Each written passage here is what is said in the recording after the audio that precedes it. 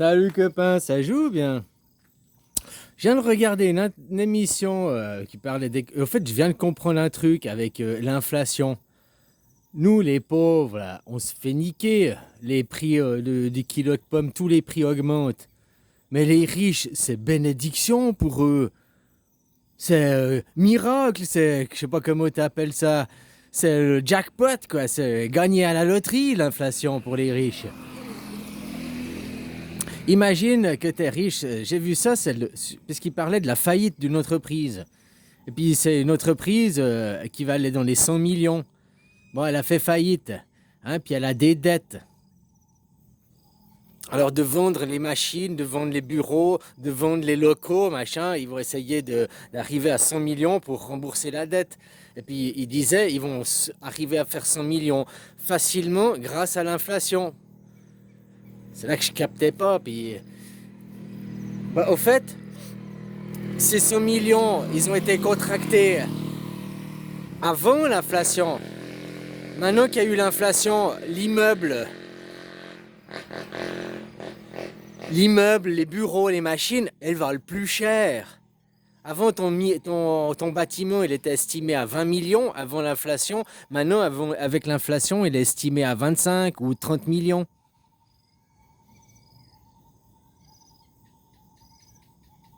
T'as compris? Donc maintenant, ils vont vendre des machines au prix d'occasion qui coûtent le même prix que des machines neuves. Quand ils ont acheté les machines neuves, là, il y avait 5 ans en arrière, c'est pas une vieille entreprise en plus. Ils ont acheté les machines neuves il y a 5 ans en arrière, avec l'inflation, aujourd'hui, ils vendent les machines d'occasion au même prix qu'ils les ont achetées neuves. Je sais pas si tu comprends ce que ça veut dire, quoi.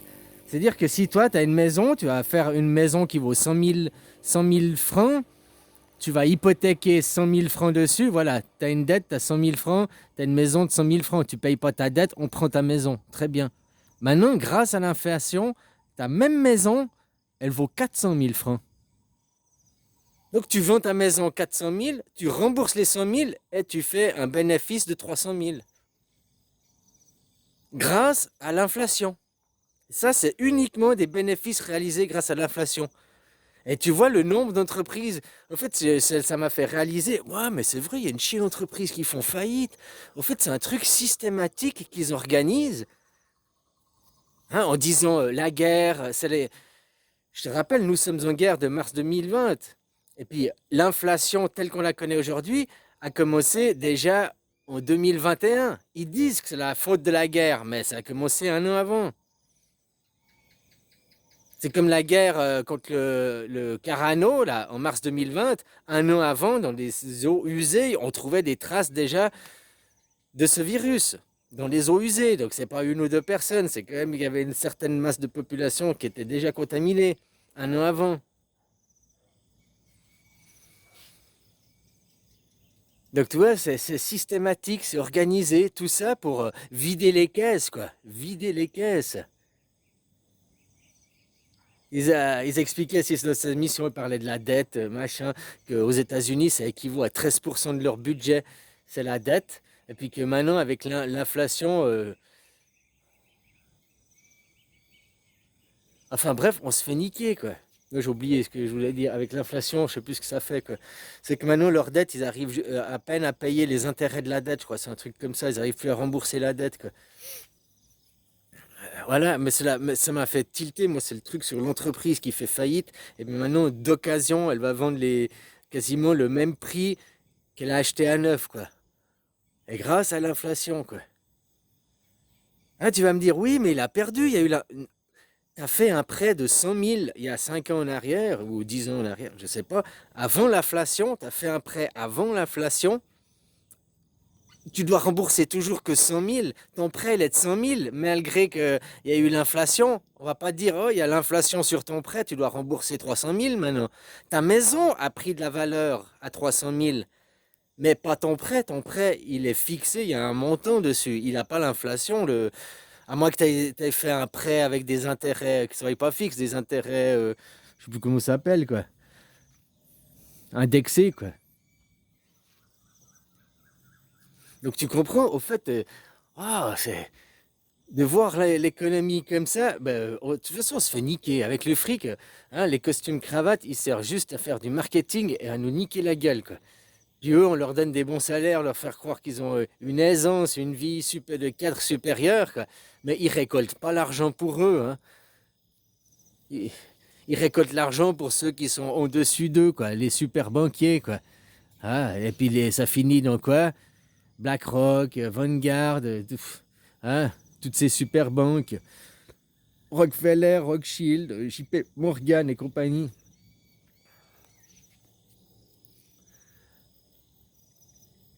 Alors voilà, copain. Alors maintenant, ouais, vu sur ce point de vue, à qui profite l'inflation? À quoi? Ah, l'inflation, tout le monde l'a subi, oui, l'inflation, blablabla. Ben non, elle est vachement profitable à certains, quoi. Et puis maintenant, il y a des faillites organisées, et nous, là, les gens, qu'on est manipulés par les médias, on trouve normal que plein d'entreprises fassent faillite parce qu'il y a eu Corona, puis que maintenant il y a une inflation, puis que blablabla, blablabla. On trouve que c'est normal, alors que finalement, quand on réfléchit différemment, c'est systématique, et puis c'est systémique, et c'est organisé, quoi. C'est organisé. Pourquoi?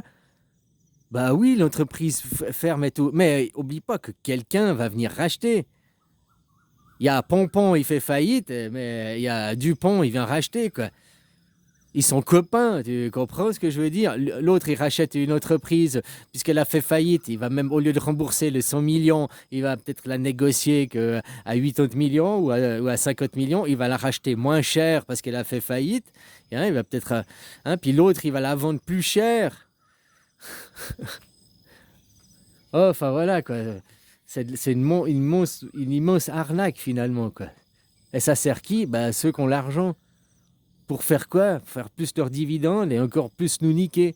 Il y a une inflation, il n'y a pas d'argent, il y a une inflation, il n'y a pas d'argent. Et oui, c'est organisé pour augmenter vos comptes financiers, quoi. Voilà. Alors je trouvais, j'ai réalisé ça, je sais pas si tu es d'accord avec cette analyse, mais ouais, je suis sûr que c'est pas faux, quoi. Il y en a qui étaient des délits d'initiés, ils ont fait des crédits, des hypothèques sur leur maison à 100 000 ou 1 million, hein, et puis maintenant leur maison, elle vaut 1,5 million, ils se font 500 000 dans la poche sans rien faire, quoi. Puis ils ont même pas besoin de déménager, hein. Lui, il vend sa maison, puis c'est sa femme qui l'achète, ou son fils, ou son, hein, ou une compagnie, un porte-nom, quoi. Ah ouais, voilà, quoi, copain. Donc vous dites amène à l'argent, tant qu'on se laisse manipuler par ces gens, on va pas arrêter l'argent, mais on va remettre l'argent à son utilité, que ce soit un outil qui sert à échanger, à faire du troc. Mais au lieu d'avoir des denrées périssables et puis des stocks qui pourrissent, eh ben, ça permet d'éviter le pourrissement des matières premières. Voilà, il sert à l'argent, entre autres. Hein? Tu vas pas te balader, tu vas au supermarché, tu vas pas te balader avec des kilos de patates, des kilos de carottes, des petits pois, puis je sais pas quoi, trois jambons sous le bras, et puis aller au supermarché pour essayer. Ouais, j'aimerais changer ci et changer ça, quoi. Et t'arrives pas à changer parce que tout le monde a la même chose à la même saison, quoi. Hein, donc, tu vois, l'argent, c'est aussi un avantage, c'est que tu l'utilises comme outil, pas quand on l'utilise comme arme. Actuellement, il est utilisé comme arme. Il est très important de prendre conscience, hein, puis quand on vénère des faux dieux, on idolâtre. Finalement, ces gens sont-ils inconscients de vénérer un faux dieu ou ils vénèrent ce faux dieu? Vengeance et colère, l'Ancien Testament. Je t'ai dit, Jésus n'est pas mort, Jésus est vivant, il est ressuscité, c'est écrit dans le livre. Et Jésus, c'est le futur. Tu es sûr d'aller dans une minute, tu es sûr d'aller à demain, tu es sûr. Mais reviens juste une seconde en arrière, une minute en arrière. Tu peux pas. Le passé n'existe pas, sauf dans la croyance, dans le souvenir des gens. C'est le seul endroit où il existe. Ah, les livres, les machins, mais c'est des idolâtres, tout ça. Ici, si tu regardes, je suis sûr qu'il y a eu des milliers de morts depuis les siècles que l'homme il existe. Sauf que, tu vois, la nature n'a gardé aucun souvenir de ça. Mais l'homme, il a écrit des livres pour garder le souvenir de ça. On vit dans le passé, on se retourne sur le passé et en disant à Jésus, reviens pour un meilleur avenir. Mais l'avenir est là, c'est vous qui lui tournez le dos. C'est vous qui refusez de voir Jésus. Vous vénérez Jésus sur un crucifix. Jésus mort, donc le futur mort. Vous vénérez le passé. On vous a donné des fausses croyances, mais maintenant vous êtes grands, vous êtes des enfants responsables, vous avez des yeux, puis vous pouvez comprendre qu'un homme ensanglanté ne peut diviniser, ne peut aucunement représenter un futur sain et serein, avec des gens qui sont souverains. Votre pays n'est pas souverain parce que déjà, vous n'êtes même pas souverain de vous-même. Vous laissez diriger par un roi, une élite, une oligarchie, la télé, l'influence des autres. Mais quand tu as été planté hors sol, que tu n'as pas des bonnes racines, eh ben, tu te laisses déraciner, tu te laisses influencer. Mais quand tu as des super bonnes racines, on peut couper le tronc et tu redémarres, hein, tu as les racines. Alors quand vos racines sont pourries par le judéo-christianisme, par la religion, ça c'est aussi quelque chose à tomber, hein. Je suis désolé, il faut ouvrir les yeux sur vous-même. Je te dis, je ne chasse pas Jésus de ta vie, je veux que tu le fasses entrer, mais le vrai, celui qui est vivant, celui qui vient sauver, celui qui vient libérer, celui qui aime son prochain, celui qui pardonne. Celui qui ne juge pas, hein, celui qui accepte, celui qui embrasse son voisin, son prochain. Il faut aussi l'être soi. Ton livre, c'est ce qu'il prône, hein, l'amour, la paix. Il ne prône pas fuck les musulmans, ma nation, c'est chez moi. Tu n'as pas le droit de dire que tu dois me laisser vénérer la mort, tu dois me laisser vénérer la croix, le gouvernement, mais lutter et dire je suis anti-gouvernement.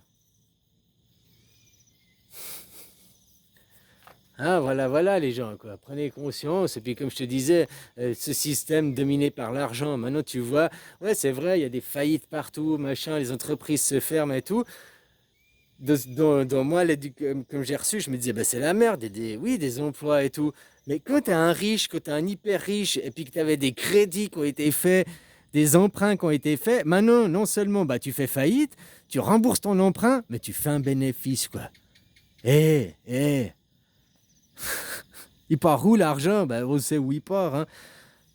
Depuis qu'il y a le début de la guerre, mars 2020, les riches, ils ont augmenté entre 3 à 5 fois leur fortune. Quoi. Les riches sont devenus toujours plus riches. Des dividendes records pendant qu'il y avait le corona. Voilà, hein. Mais non, surtout ne faites rien, ne changez rien. Demain, va travailler, va bien leur sucer le zob. Comme un copain me disait, demain, tu vas devoir leur sucer la bite pour prouver que tu n'es pas un homophobe. Quoi. Eh ben, vas-y. Va sucer ton voisin pour prouver que tu n'es pas un homophobe. Quoi. Hein? C'est exactement le monde dans lequel vous êtes en train de vous diriger. Mais continuez à prier pour rien. Reviens nous sauver. Il est jamais parti, c'est toi qui fermes les yeux sur lui. Déjà, commence à comprendre ça. Allez, bisous, copain.